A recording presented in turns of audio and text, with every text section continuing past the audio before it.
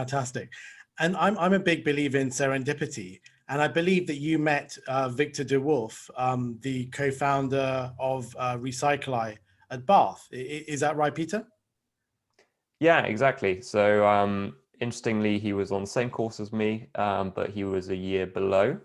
And because I took the year out in industry and he didn't, we then met in the final year of Bath. And then I applied to Imperial for computer science. He applied to Imperial for environmental engineering.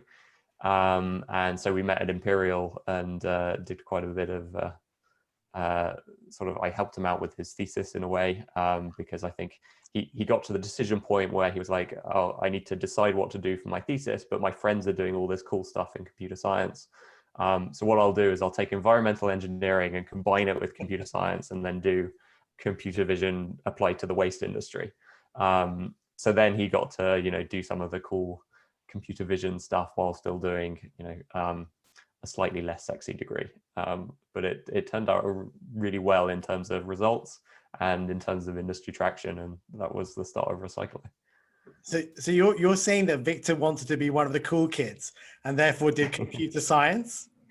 Yeah, sorry about that. Yeah, it doesn't sound so good now that you've repeated it, but yeah. Yes. No, but I just find that fascinating because it's that whole thing about who you become friends with. And if you sort of meet up with different people and really think about what they're doing, maybe you can have insights from their career. And I suppose, take it back to sort of Steve Jobs and, Wozniak. They were sort of friends from back in the day, and they weren't really thinking about, yeah, we want to build Apple into this huge company. They were just messing around and building computers for themselves and their friends. And I think it's so important in any story, asking where the why comes from, like what motivates you. Don't you think so, Pete? Yeah, I think so. And I think not only friends, but it needs to be when one of your friends comes up with an idea, you need to be the person they phone.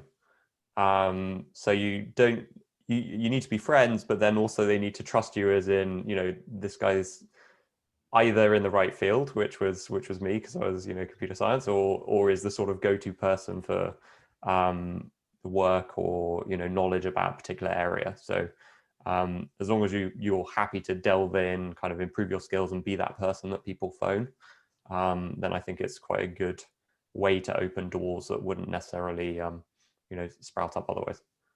And funny enough, on a personal level, I did phone Peter to ask him about an app that I was working on.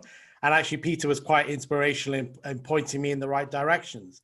And it's funny that the app has been developed to a certain extent, but out of the app came the podcast and the YouTube channel. So it's funny how you can take information, think how you're going to present it, but then you pivot in a slightly different direction.